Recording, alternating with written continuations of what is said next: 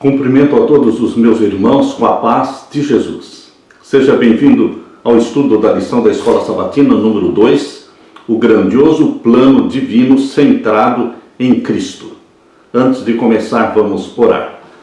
Pai querido que estás nos céus, na Tua presença estamos Te adorando e buscando a Tua bênção, buscando a Tua presença em nossa vida, buscando o derramamento do Espírito Santo sobre mim e os meus irmãos, para que ao estudarmos a Tua palavra, a carta de Paulo aos Efésios, o Espírito Santo nos ilumine para entendermos a mensagem que o Senhor deu para o Teu apóstolo e que se aplica aos nossos dias.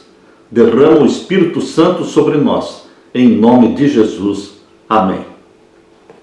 O grandioso plano divino centrado em Cristo Jesus.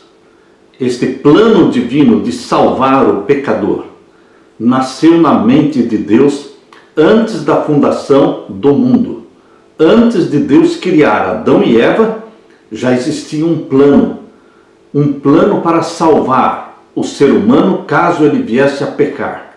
Porque Deus, conhecendo o fim desde o princípio, em sua onisciência, em sua presciência, Deus sabe todas as coisas. Por isso, meu querido irmão, Jesus Cristo é o Cordeiro morto desde a fundação do mundo. Apocalipse 13, verso 8. O verso áureo diz: Bendito seja o Deus e Pai de nosso Senhor Jesus Cristo, que nos abençoou com todas as bênçãos espirituais nas regiões celestiais em Cristo. Nós temos todas as bênçãos celestiais. Nós temos todas as bênçãos nas mãos do nosso Pai. E Ele abre as suas mãos e derrama estas bênçãos sobre você. Em Jesus Cristo, nós somos abençoados. Em Jesus Cristo, nós nos tornamos filhos e filhas de Deus. Paulo iniciou a sua carta aos Efésios com uma majestosa nota de gratidão. Gratidão é aquilo que existe no coração dos filhos de Deus. Deus habita no coração dos que são agradecidos. E Paulo é agradecido a Deus. Ele começa a sua carta aos Efésios com uma majestosa nota de agradecimento, louvando a Deus pelas bênçãos por ele derramadas. Paulo argumentou que Deus tem atuado nessas bênçãos essenciais desde antes da fundação do mundo. Efésios 1, verso 4. E o louva por trabalhar ao longo dos tempos em favor dos crentes. A introdução de Paulo torna a carta aos Efésios especialmente valiosa ao exemplificar como adorar e como adorar a Deus pelas muitas bênçãos que Ele oferece. Você e eu deveremos ser gratos eternamente a Deus pelo plano da salvação. Neste plano da salvação, Deus escolheu a família humana para refletir o caráter de Deus na terra, para exaltar a lei de Deus na terra. Deus escolheu a família humana para ser um lar para o seu Filho.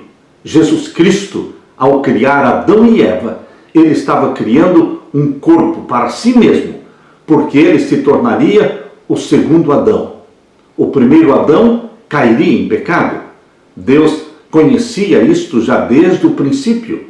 Mas Adão e Eva e a família humana foram criados para um propósito santo e sagrado, de serem filhos e filhas de Deus que iriam reivindicar a justiça do Pai. Jesus Cristo se tornaria um de nós. Jesus Cristo se uniria a você e a mim por laços eternos, assumindo a forma humana. A encarnação do Filho de Deus estava na mente de Deus ao criar Adão e Eva. Por quê? Por que todo esse mistério? Porque o pecado já existia no céu. Quando Adão e Eva foram criados aqui na terra, o pecado já tinha acontecido no céu. A rebelião de Lúcifer, levando consigo um terço dos anjos contra Deus. A rebelião, a guerra no céu de Apocalipse 12, verso 7, ali fala que houve guerra no céu. Isto aconteceu antes de Deus criar Adão e Eva. Satanás foi expulso do céu, mas não ficou solucionado o problema do pecado. Queridos, Deus criou a família humana para ser uma solução para o pecado que começou no céu e se estendeu ao planeta Terra. E aqui na família humana, o planeta Terra, Deus está mostrando para o universo o caráter de amor, o caráter de bondade, o caráter de misericórdia de Deus. Porque Deus amou o mundo de tal maneira que deu seu Filho para morrer por nós. O amor de Deus está sendo revelado através da dádiva eterna de Jesus Cristo. Em Jesus Cristo, o plano da salvação está centralizado.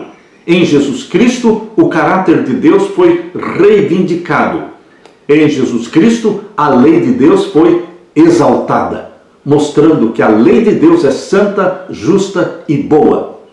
Através do plano da salvação, todas as acusações de Satanás contra Deus, o Pai, estão sendo refutadas através de Jesus Cristo, através do povo de Deus na terra, que se tornaram filhos e filhas de Deus e que amam a Deus e que guardam os seus mandamentos, e então eles estão destruindo pela vida que vivem, uma vida semelhante à de Jesus, estão destruindo as acusações de Satanás. Queridos, o mistério da piedade, o mistério da graça divina, nós só podemos entender quando olhamos para o Filho de Deus, que encarnou e que se tornou um de nós, e que se ligou a você e a mim por laços eternos. Ele é o segundo Adão. Ele é o cabeça da família humana. Jesus viveu como Adão deveria ter vivido. Jesus obedeceu e foi submisso ao Pai, como Adão deveria ter sido. Por isso, em Jesus Cristo, a família humana está sendo restaurada ao plano original de Deus. O grandioso plano divino está 100% centralizado em Jesus Cristo, nosso Salvador. Aleluia! Na parte de domingo, escolhidos e aceitos em Cristo. Você já ouviu falar de predestinação? Muitos acreditam que o ser humano já nasce predestinado. Uns predestinados para a vida eterna e outros predestinados para a morte eterna, para a perdição. Muitos acreditam na predestinação. Mas, queridos, a predestinação que muitos ensinam e muitos pregam não tem um apoio bíblico. Deus nos deu livre-arbítrio. Deus nos deu liberdade de escolha. Ele nos escolhe como filhos e filhas para Ele, mas nós temos a liberdade de rejeitar a escolha divina. Por isso, a lição de hoje, escolhidos e aceitos em Cristo, a escolha que Deus faz de você para a vida eterna não é uma escolha arbitrária. É uma escolha que respeita a sua liberdade de aceitar a Jesus como Salvador ou não aceitar. Todos nós nascemos neste mundo predestinados para a salvação, porque quando você e eu nascemos, Jesus Cristo já tinha morrido por nós. Já existe a salvação provida por Deus. Então todos nascem predestinados para a salvação em Cristo Jesus. Porém, a liberdade de escolha, o livre-arbítrio que Deus nos dá, nós poderemos rejeitar a provisão de graça e de salvação que Deus fez para nós. Por isso, queridos, a escolha de Deus em Cristo Jesus não significa que todos estão salvos. As pessoas que irão ser salvas são aquelas que aceitaram a escolha divina. E os que vão se perder são aqueles que escolheram se perder, escolheram rejeitar a escolha que Deus fez, a provisão, o Cordeiro de Deus que tira o pecado do mundo. Rejeitando a Jesus, não há salvação. Por isso, queridos, esta carta de Paulo aos Efésios nos ajuda a entender esta questão de escolha divina, respeitando o livre-arbítrio, a liberdade de escolha de cada ser humano. uma nota de agradecimento geralmente inclui uma descrição do presente ou dos presentes recebidos. Paulo incluiu uma longa lista de dádivas em Efésios capítulo 1, versos 3 até o verso 14, quando Paulo agradeceu a Deus as bênçãos do Evangelho. O apóstolo Paulo louvou a Deus pelo fato de que o Senhor nos abençoou com todas as bênçãos espirituais. Efésios capítulo 1, verso 3. Ele nos abençoou com todas as bênçãos espirituais. Leia comigo Efésios capítulo 1, vamos ver então o verso 3. Aqui Deus diz: bendito seja o Deus e Pai de nosso Senhor Jesus Cristo, o qual nos abençoou com todas as bênçãos espirituais nos lugares celestiais em Cristo Jesus. Em Cristo Jesus, você, meu querido irmão, tem todas as bênçãos, todas. Deus não nega nenhuma. Paulo agradece a Deus pelas bênçãos espirituais centralizadas em Jesus, que vieram por meio do Espírito Santo, as quais celebram a obra do Espírito Santo na vida dos crentes. As bênçãos em Jesus Cristo chegam até você através do Espírito Santo. Efésios capítulo 1, versos 3 até o verso 6, contém uma linguagem inspiradora sobre como Deus nos vê em Cristo. Como Deus olha para você. Como Ele considera você em Cristo Jesus. Como filho e filha de Deus. Antes da criação do mundo, Deus nos escolheu em Cristo e determinou que deveríamos ser santos e irrepreensíveis. Isso fica muito claro quando nós lemos Efésios capítulo 1 e o verso 4. Aqui diz assim: como também nos elegeu nele antes da fundação do mundo. Quando antes da criação de Adão e Eva, Deus planejou salvar a humanidade, provendo um Salvador através de Jesus Cristo, o Filho de Deus, que se tornaria um de nós. É sobre esta dádiva eterna que Paulo está falando em Efésios 1:4. Como também nos elegeu nele, em Jesus, antes da fundação do mundo, para que fôssemos santos e irrepreensíveis diante dele em amor. Assim como Jesus Cristo viveu uma vida santa e irrepreensível, Deus quer que você também reproduza esta vida santa e irrepreensível de Jesus. Por isso Ele derrama o Espírito Santo sobre você. Por isso Deus nos dá a mente de Jesus, para que com a mente de Jesus, pensando e agindo e sentindo como Jesus, vivamos uma vida santa e irrepreensível como a que Jesus viveu.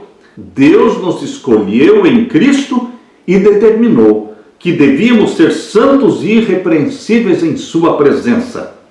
Queridos, como filhos e filhas estimados em virtude da criação e redenção em Cristo Jesus, deveremos viver olhando para Deus como nosso Pai, que cuida dos seus filhos. Assim como Ele cuidou do Filho Jesus, Ele cuida de você, filho de Deus, de você, filha de Deus. É um Pai cheio de amor. Desde o princípio, a estratégia de Deus foi nos conceder graça divina, gratuitamente no amado. Efésios capítulo 1 e o verso 6. Diz assim: para louvor e glória da sua graça, pela qual nos fez agradáveis a si no amado. O amado é Jesus Cristo. E é em Jesus Cristo que você é aceito.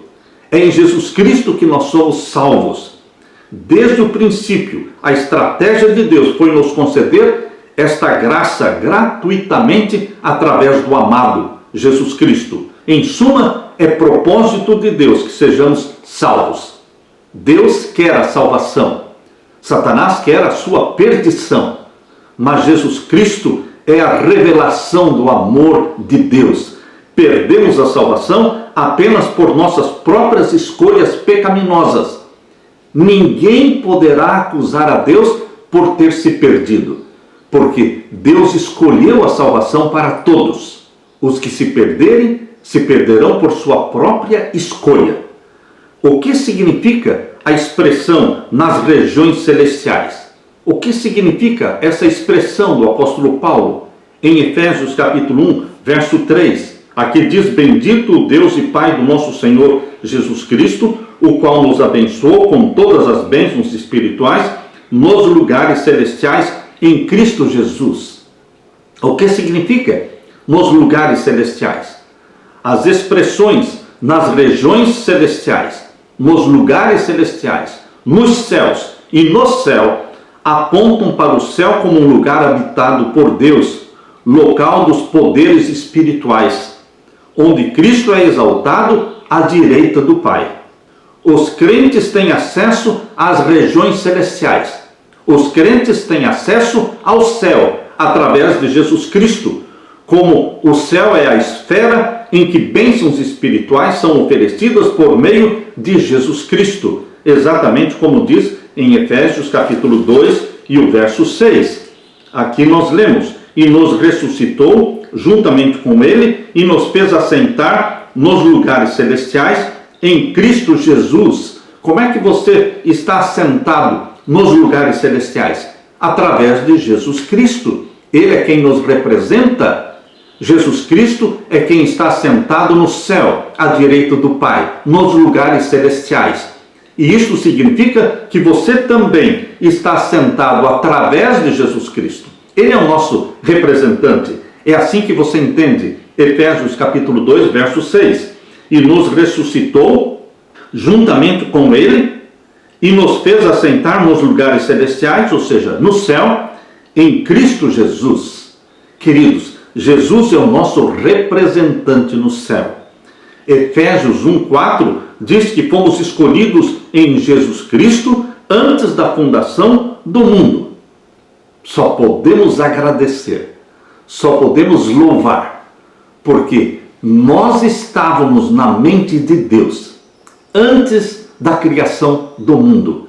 Deus proveu um plano para salvar os pecadores, para fazer da família humana uma família de filhos e filhas, uma ordem distinta da criação de Deus.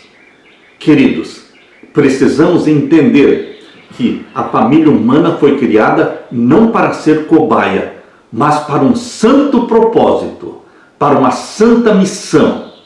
Em você e em mim, seres humanos, redimidos, restaurados em Jesus Cristo, Deus está mostrando o que é graça divina, o que é o amor divino, o que é a misericórdia de Deus, refutando e destruindo as acusações de Satanás.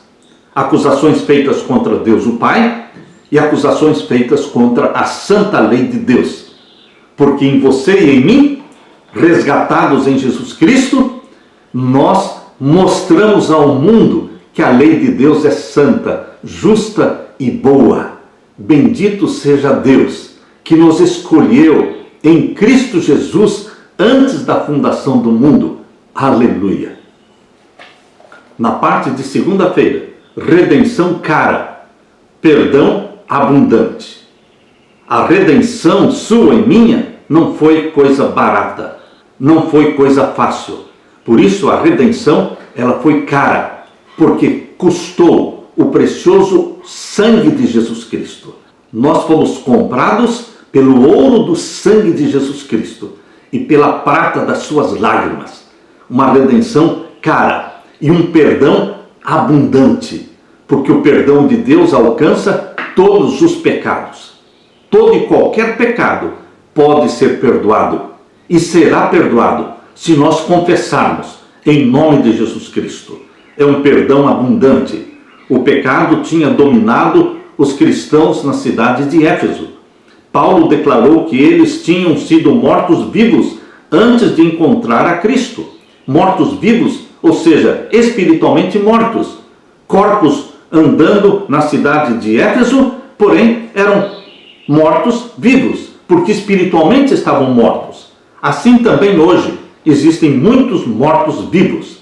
Estão andando pelas ruas das cidades, mas espiritualmente estão mortos. Jesus Cristo veio para ressuscitar, para recriar Antes de encontrar a Jesus Cristo, todos são mortos em suas transgressões e pecados, vivendo conforme Satanás ordenava, assim como diz em Efésios capítulo 2, versos 1 até o verso 3. Veja como viviam os efésios e como vive a maioria das pessoas hoje. Leia comigo, Efésios 2, 1 a 3. E vos vivificou, estando vós mortos em ofensas e pecados. Assim era naquele tempo, assim é hoje. A maioria dos seres humanos vive morto em ofensas e pecados. Mas quando você confessa os pecados e recebe o perdão abundante de Deus, você saiu da morte e passou para a vida. Saiu do reino das trevas e foi transportado para o reino da luz. Verso 2. Em que noutro tempo andaste segundo o curso deste mundo, segundo o príncipe das potestades do ar, do espírito que agora opera nos filhos da desobediência. Antes de conhecer a Jesus Cristo, os efésios viviam como todos os pecadores viviam. Andaram no curso deste mundo. Qual é o curso deste mundo? Uma vida de pecado. E aqui diz, segundo o príncipe das potestades, viviam fazendo a vontade de Satanás, o príncipe das potestades do ar, do espírito que agora opera nos filhos da desobediência. Queridos, a vida dos salvos em Jesus Cristo é uma vida que se diferencia da vida dos perdidos, porque nós adotamos um estilo de vida como o de Jesus. Nós recebemos a mente de Jesus. Nós nos tornamos filhos e filhas de Deus obedientes aos seus mandamentos. E agora o verso 3 diz, entre os quais todos nós também antes andávamos, não só os efésios, mas todos nós andávamos nos desejos da nossa carne, fazendo a vontade da nossa carne, a natureza carnal, as paixões da carne, a promiscuidade, a pecaminosidade, fazendo a vontade da carne e dos pensamentos impuros, e éramos por natureza filhos da ira. Filhos da ira, porque nascemos do ventre materno com uma natureza pecaminosa semelhante à de Satanás. Nascemos como filhos da ira, mas em Jesus Cristo nos tornamos filhos do amor de Deus, porque Deus cria em você uma natureza santa e espiritual, como a de Jesus. Éramos por natureza filhos da ira, como os outros também, mas em Jesus Cristo os efésios foram resgatados, e em Jesus Cristo você e eu também somos resgatados, escravizados pelo pecado. Os efésios não podiam se libertar, precisavam ser resgatados. Deus fez isto mediante a graça de Jesus. Paulo celebra duas bênçãos da graça aos crentes. E estas duas bênçãos são redenção e perdão. Redenção cara e perdão abundante. Efésios capítulo 1, versos 7 e 8. Abra sua Bíblia e vamos ler juntos Efésios capítulo 1, versos 7 e 8. Em quem temos a redenção pelo seu sangue, a remissão das ofensas, segundo as riquezas da sua graça. Em Jesus nós temos a redenção, pelo sangue de Jesus, a remissão das ofensas, a remissão dos nossos pecados, ou seja, o perdão abundante, segundo as riquezas da sua graça. A graça de Deus é infinita, é extasiante e vai além da nossa imaginação. Isto é graça divina. E o verso 8, nós lemos que ele fez abundar para conosco em toda a sabedoria e prudência. Deus fez abundante provisão de graça e de perdão em Jesus Cristo. Queridos, a ideia de redenção, de resgate em Jesus Cristo é comum no Novo Testamento. Abra também a sua Bíblia em Colossenses capítulo 1. Colossenses capítulo 1, vamos ver então o verso 13 e 14. Colossenses 1, versos 13 e 14. O qual nos tirou da potestade das trevas, aleluia por isso, nós nascemos com a natureza pecaminosa e vivemos no reino das trevas, mas em Jesus Cristo somos tirados, transportados do reino das trevas e nos transportou para o reino do Filho do seu amor, aleluia. Isto é graça de Deus. Ele escolheu nos salvar em Jesus Cristo. Antes de nascermos, Ele já escolheu a nossa salvação. Infelizmente, muitos rejeitam esta salvação. Mas Deus nos escolheu para a salvação em Cristo Jesus. Verso 14.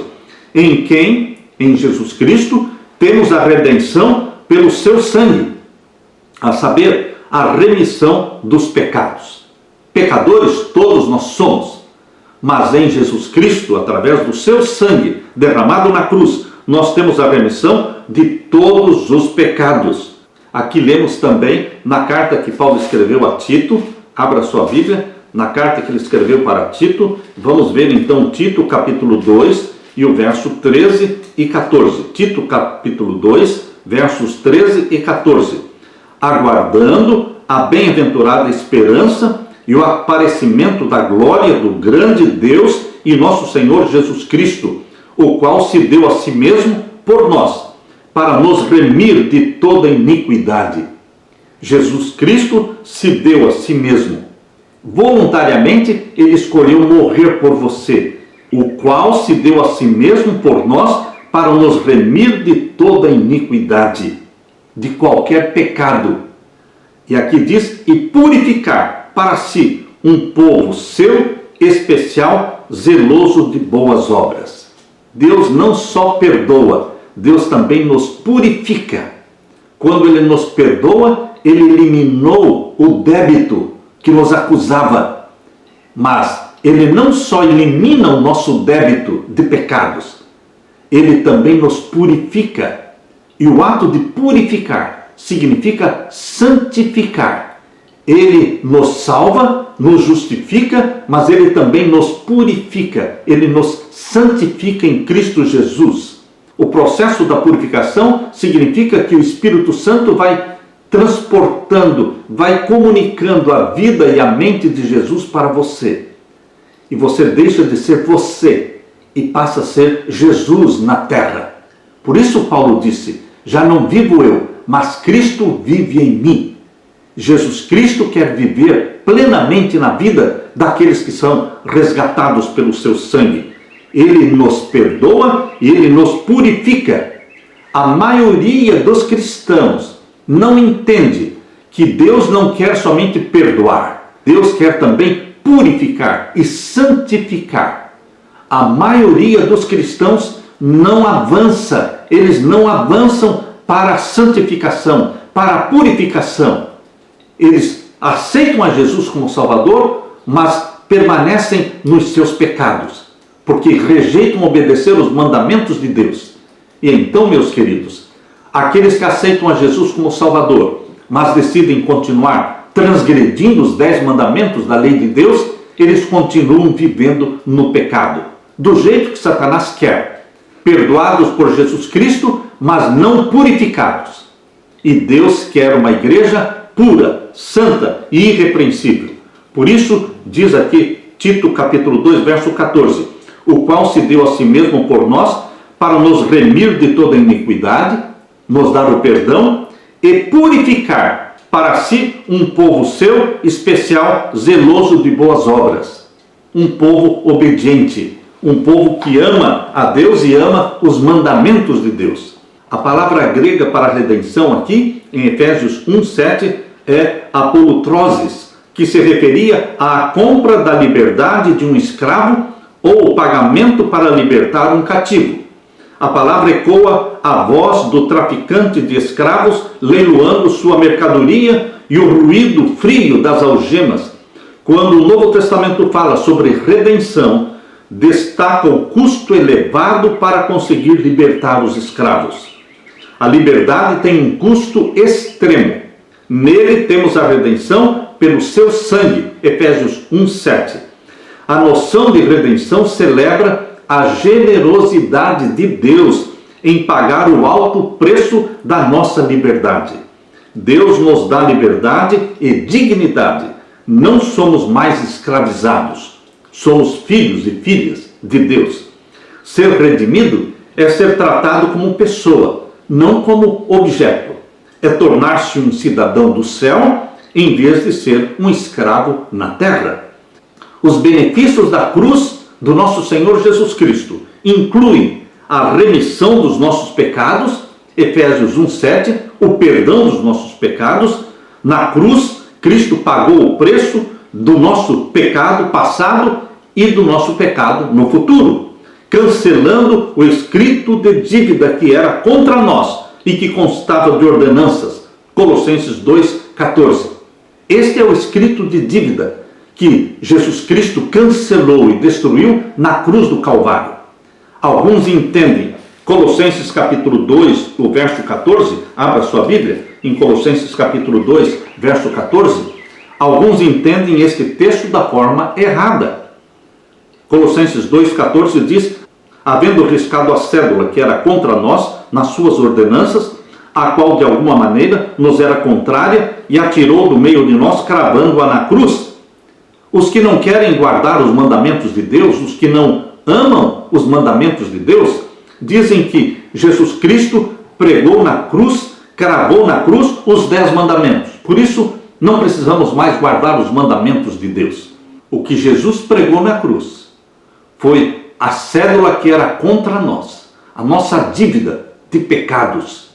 Ele pagou nossa dívida de pecados. Ele nos comprou com o seu sangue. Ele não cravou na cruz os 10 mandamentos. A lei de Deus, Paulo diz em Romanos capítulo 7, que a lei de Deus é santa, justa e boa. A transgressão da lei é pecado. E Deus perdoa os nossos pecados, e Deus nos purifica, nos santifica, dando-nos uma mente que é a mente de Jesus, que ama a lei de Deus e que tem prazer em obedecer os mandamentos de Deus. Por isso, meus queridos, o que Deus cravou na cruz foi a cédula que era contra nós, a nossa dívida de pecados. Ao realizar esta obra de redenção e perdão por meio de Jesus, Deus age como nosso generoso Pai, com a riqueza da sua graça, que derrama abundantemente sobre nós. Uma redenção cara, que custou o sangue de Jesus Cristo, mas um perdão abundante, que é perdão para todo e qualquer pecado. Todo e qualquer pecado confessado será perdoado, porque o perdão é abundante, porque o preço que foi pago é um preço caríssimo. Fomos comprados pelo ouro do sangue de Jesus e pela prata das suas lágrimas. Aleluia! Na parte de terça-feira, o grandioso plano divino centrado em Cristo Jesus. Qual é o plano de Deus para a plenitude dos tempos? Porque Gálatas 4:4, abra sua Bíblia, em Gálatas 4:4, diz que vindo a plenitude dos tempos, o que aconteceu? Gálatas 4:4. Mas vindo a plenitude dos tempos, Deus enviou seu Filho, nascido de mulher, nascido sob a lei. Para quê? Verso 5. Para remir os que estavam debaixo da lei. Debaixo da lei, debaixo da condenação da lei. Queridos, quem vive na transgressão está sob a condenação da lei. A lei que diz: não adulterarás, não matarás, honra o teu pai e tua mãe. Esta lei, quando transgredida, ela condena. Mas, queridos, Jesus Cristo veio nos libertar da condenação da lei. Não veio destruir a lei. A solução não é destruir a lei. A solução é perdoar os nossos pecados, e isso Jesus faz, perdoando os nossos pecados e dando-nos um novo coração, que ama a lei de Deus. Ele nos capacita, ele nos torna obedientes, filhos de Deus. Deus, através do Espírito Santo, grava os mandamentos de Deus na nossa mente. E os mandamentos de Deus deixam de ser pesados, como diz 1 João capítulo 5 e o verso 3, diz que os mandamentos de Deus não são pesados, porque este é o amor de Deus, que guardemos os seus mandamentos. Mas nós não conseguimos guardar os mandamentos de Deus sem o Espírito Santo vivendo em nós. A Bíblia, então, aqui em Gálatas 4, verso 4, diz: vindo a plenitude dos tempos. Existe uma plenitude dos tempos. Passaram-se 4.000 anos de pecado. E então nasceu Jesus Cristo na terra. Vindo à plenitude dos tempos, Deus enviou seu Filho, nascido de mulher, nascido sob a lei, mas ele viveu em obediência à lei, mostrando que é possível obedecer os mandamentos de Deus. Jesus obedeceu os 10 mandamentos quando viveu 33 anos na terra? Sim. E ele viveu em obediência não porque era Deus, ele viveu em obediência à lei porque ele era um homem que vivia em dependência, na dependência do Pai. Ele vivia uma vida dirigida pelo Espírito Santo. Jesus Cristo veio para mostrar que a lei de Deus pode ser obedecida. A solução não é destruir a lei, a solução é dar um novo coração, uma nova mente para o pecador, para que, ungido pelo Espírito Santo, gerado pelo Espírito Santo, nós possamos viver em conformidade com a vontade de Deus. Gálatas 4, verso 5 diz: para remir os que estavam debaixo da lei, a fim de recebermos a adoção de filhos. Deus nos perdoa, Deus nos tira do reino das trevas, Deus nos transporta para o reino da luz, Deus gera em você uma natureza santa, Deus o recebe como filho, você é adotado na família de Deus como filho, adoção de filhos, e porque sois filhos, diz aqui o verso 6, Gálatas 4, 6, e porque sois filhos, Deus enviou aos nossos corações o Espírito do seu Filho, que clama: Abba, Pai. Porque nos tornamos filhos de Deus, Deus derrama sobre nós o quê? O Espírito Santo. O Espírito Santo é o representante de Jesus na terra. Ele se apossa da sua mente, ele muda e transforma a sua vida, ele santifica você, ele implanta em você a lei de Deus, ele implanta em você a mente de Jesus Cristo, ele gera em você este espírito de obediência à lei de Deus. Queridos, e porque sois filhos de Deus, Gálatas 4, verso 6, Deus enviou aos nossos corações o Espírito de seu Filho, que é o Espírito Santo, que clama: Abba, Pai. Assim que já não és mais servo, mas filho. Aleluia! Não somos servos, não somos escravos, mas somos filhos. E se somos filhos, somos também herdeiros de Deus por Cristo Jesus. Filhos, herdeiros de tudo através de Jesus Cristo. Qual é o plano supremo, final de Deus? Unir em Jesus tudo, em todos os lugares. O plano de Deus é vitorioso. Deus tem na terra um povo, uma igreja, um remanescente fiel, que ama a Deus, que guarda os seus mandamentos, que foi perdoado e que também foi purificado. Nós somos justificados e nós somos santificados. Ninguém pode pular este processo.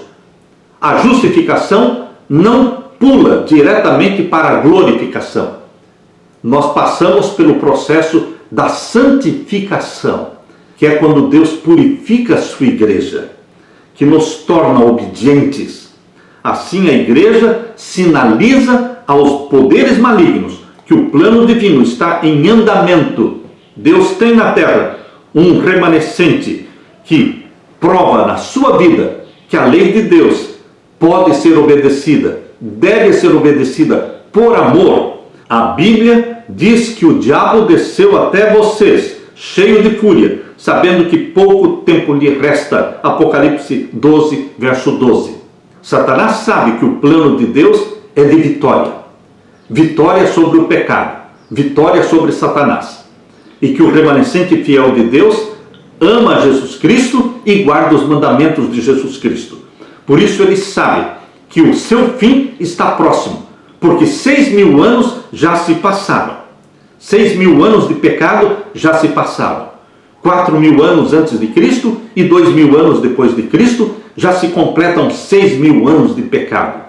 Meu querido irmão, Satanás, que conhece a Bíblia, sabe que o seu tempo esgotou. Pouco tempo lhe resta, porque ele será muito em breve preso, aprisionado. Os 1000 anos de Apocalipse 20, que é o 7º milênio, será o milênio da prisão de Satanás.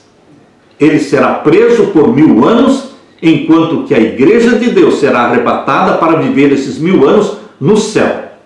Por isso Apocalipse 12:12 diz que ele está irado porque sabe que pouco tempo lhe resta. Jesus está voltando. Bendito seja Deus, porque são 6.000 anos de pecado que já se passaram. E nós estamos às portas do 7º milênio, às portas da segunda vinda de Jesus para arrebatar a sua igreja para o céu.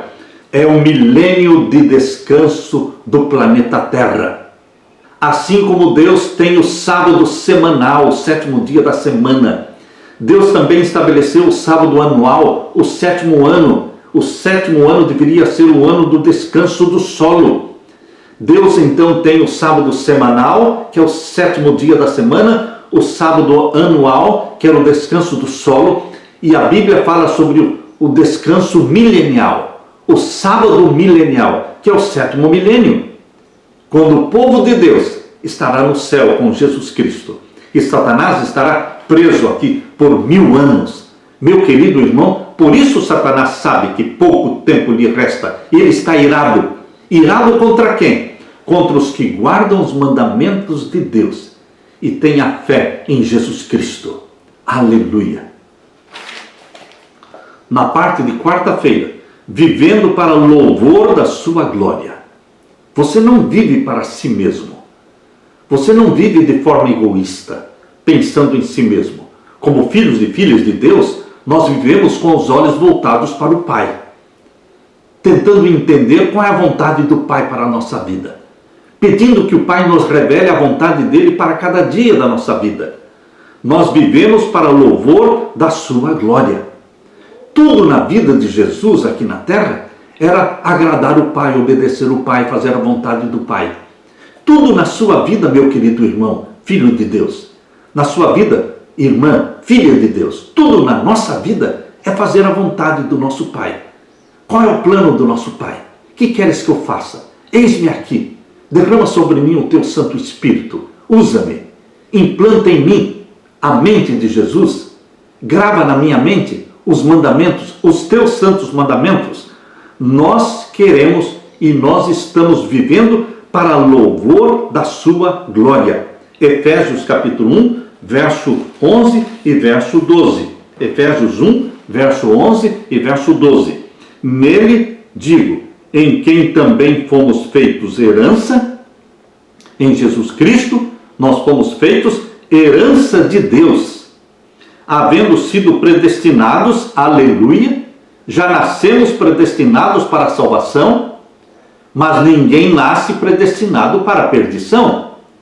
A perdição é uma escolha pessoal de cada pecador. Deus predestinou todos para a salvação. Por isso diz, nele, em Cristo, digo em quem também fomos feitos herança, havendo sido predestinados, conforme o propósito daquele que faz todas as coisas, segundo o conselho da sua vontade. E agora o verso 12. Com o fim de sermos para louvor da sua glória. Deus nos escolheu para sermos um louvor da sua glória. Quem está em Cristo está vivendo para louvor da sua glória. Parece que os crentes em Éfeso tinham desanimado porque perderam a clara noção de quem eram como cristãos.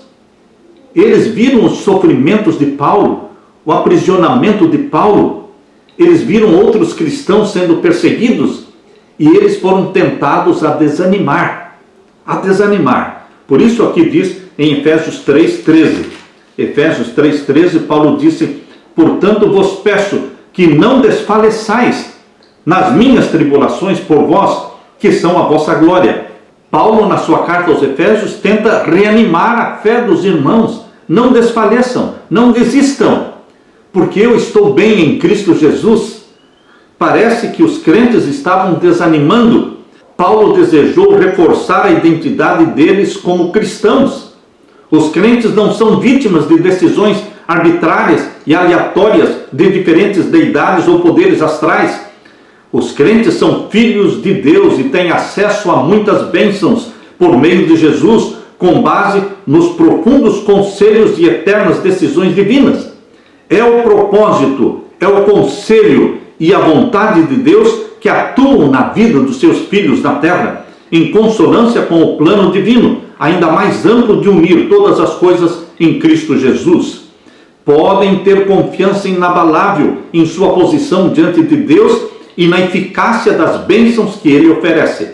A vida dos cristãos deve ecoar a essência da mensagem de Efésios 1, versos 3 a 14. Bendito seja o Deus e Pai do nosso Senhor Jesus Cristo. Queridos, nós somos a herança de Deus. Compare os usos do conceito de herança em Efésios capítulo 1, verso 11. Efésios 1, 11 diz que nós somos a herança do Senhor. Nele digo, em quem também fomos feitos herança. Nós somos a herança do Senhor. E no verso 14, o qual é o penhor da nossa herança novamente. Herança do Senhor, para a redenção da possessão de Deus, para louvor da sua glória. Nós somos a herança de Deus. Também no verso 18, diz, tendo iluminados os olhos do vosso entendimento, para que saibais qual seja a esperança da sua vocação e quais as riquezas da glória da sua herança nos santos. Queridos, Deus disse que você e eu, o povo de Deus na terra, nós somos herança dele. Mas nós não somos somente a herança de Deus. Nós também vamos receber uma herança. Você já recebeu uma herança como resultado da morte de alguém? Você já recebeu uma herança? Talvez um parente seu tenha lhe deixado um tesouro valioso ou uma quantia considerável de dinheiro, uma fortuna. Na opinião de Paulo, em virtude da morte de Jesus na cruz, todos nós, os cristãos, recebemos uma herança de Deus. Cristo Jesus morreu e através da morte de Jesus, nós recebemos uma herança de Deus. Mas, mais do que isso, nós também nos tornamos herança para Deus. Herança para Deus. No Antigo Testamento, o povo de Deus é considerado sua herança, seu legado. Deuteronômio 9, 29 diz que nós somos a herança de Deus. Abra sua Bíblia, Deuteronômio 9 e o verso 29. Aqui Deus diz, verso 29, todavia são eles o teu povo e a tua herança, que tu tiraste com a tua grande força e com o teu braço estendido. Deus olha para o seu povo na terra e diz, esta é a minha herança. Mas nós vamos receber também uma herança. Este sentimento de ser ou de se tornar herança de Deus está em Efésios 1,18. Paulo desejava que os crentes soubessem seu valor para Deus. Paulo queria fortalecer a autoestima dos cristãos de Éfeso.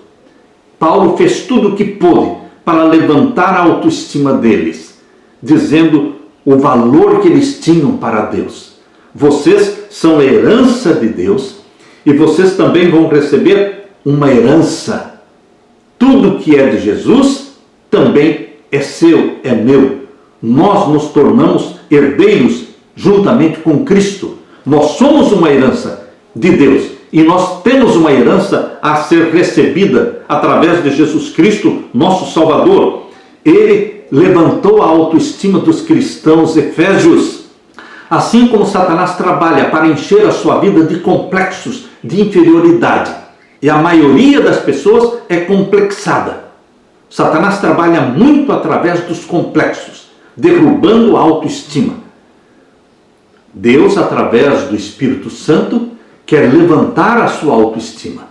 É exatamente o que Paulo tentou fazer ao escrever para os cristãos em Éfeso, mostrando para eles o valor deles para com Deus. Vocês são a herança de Deus.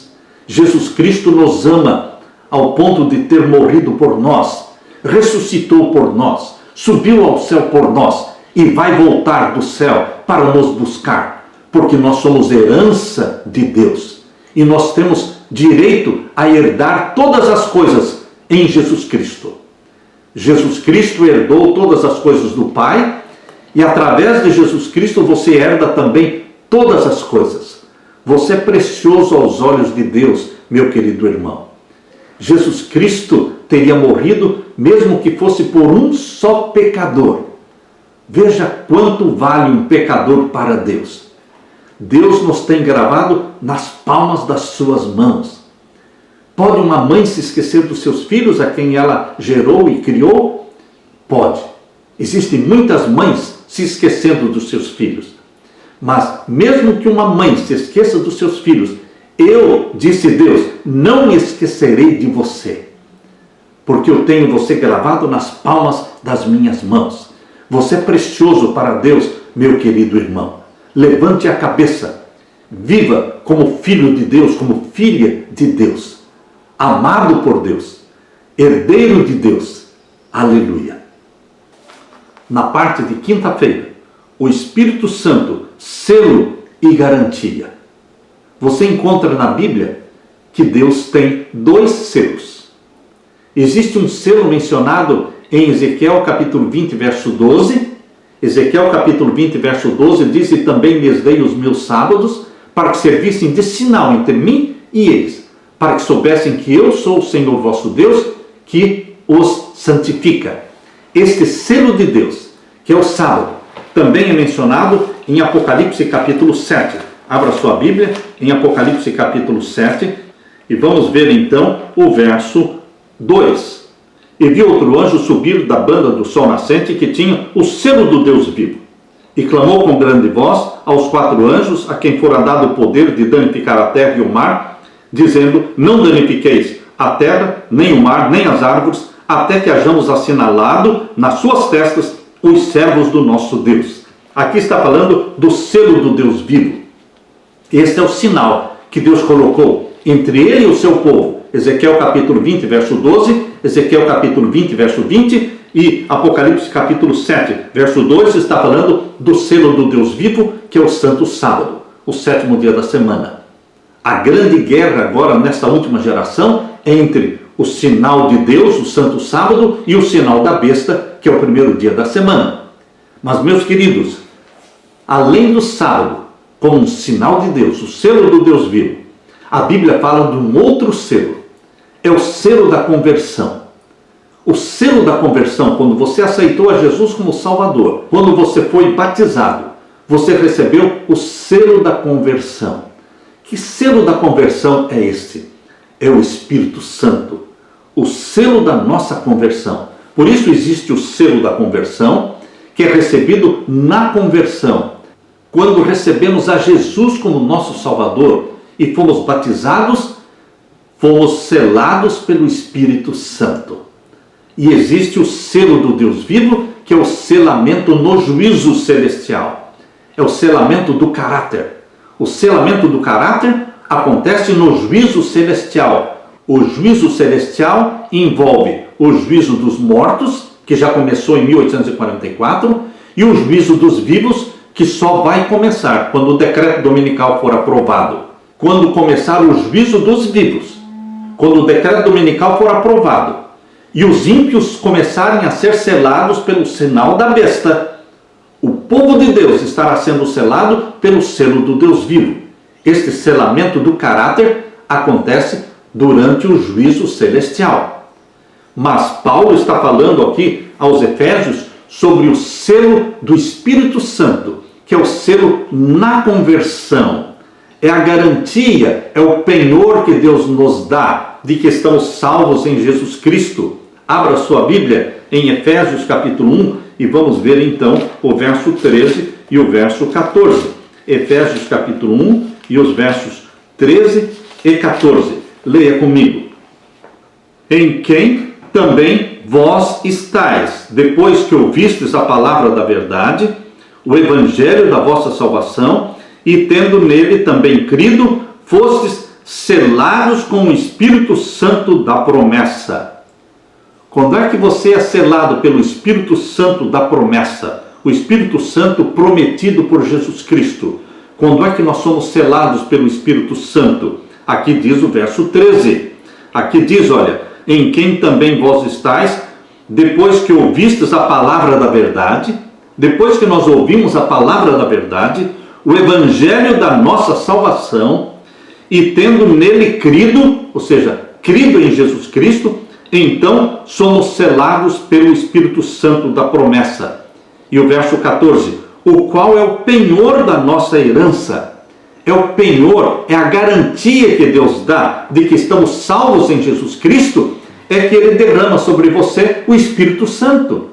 O Espírito Santo sendo derramado sobre você é uma confirmação de que o seu nome foi registrado no livro da vida do Cordeiro. Você foi tirado do reino das trevas e transportado para o reino da luz. Você saiu da família dos perdidos e entrou para a família dos salvos em Jesus Cristo, a família de Deus. Por isso, meus queridos, o Espírito Santo é o selo, é a garantia, é o penhor de que nós fomos salvos e estamos sendo salvos. Ao discorrer sobre a importância do Espírito Santo na vida dos crentes, Paulo usou duas imagens, duas metáforas para o Espírito Santo. Primeiro, ele descreveu o Espírito Santo como um selo, identificando uma presença seladora do Espírito Santo que ocorre desde o momento da conversão. Desde o momento em que você aceita Jesus como Salvador, você é selado pelo Espírito Santo. Portanto, meu querido irmão, você é selado pelo derramamento do Espírito Santo na sua vida. A presença do Espírito Santo na vida marca o crente como propriedade de Deus e expressa a promessa divina de proteção. Eles, os crentes, receberam o selo do Espírito Santo da promessa, Efésios 1, 13.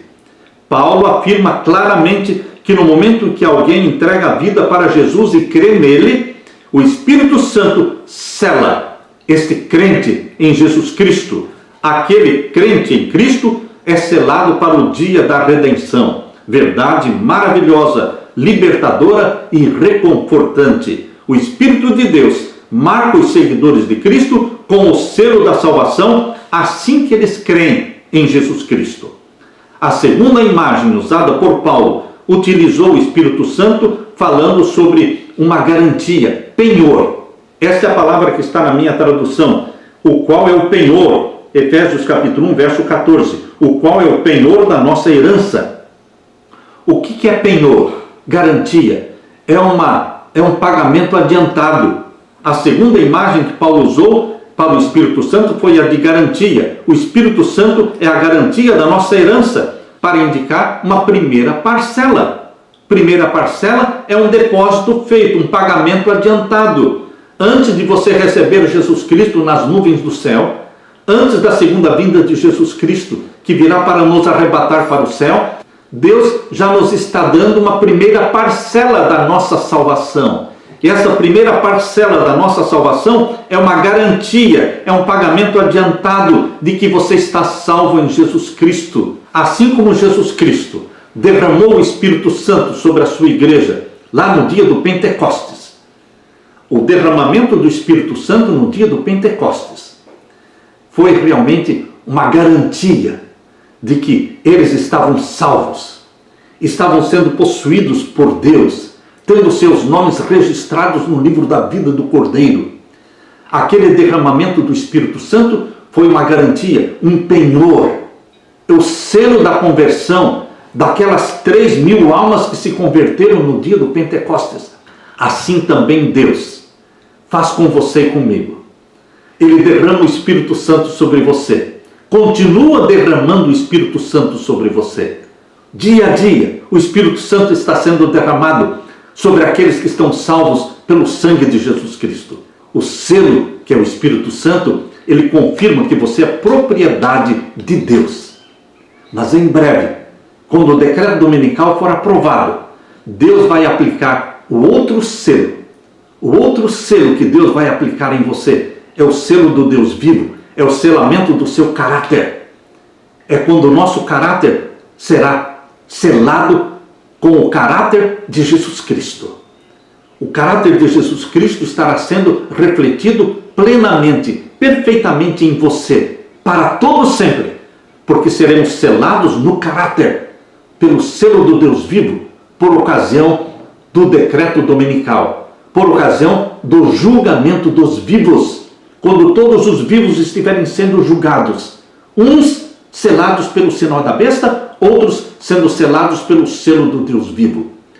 todos os que receberam o selo da conversão, o selo do Espírito Santo, também serão selados pelo selo do Deus vivo, logo, muito em breve, porque nós estamos vivendo às portas da segunda vinda de Jesus Cristo. A carta que Paulo escreveu aos Efésios levanta a nossa autoestima. Meu querido irmão, não viva de cabeça baixa. Levante a sua cabeça. Você é precioso para Deus. E Deus virá buscar você.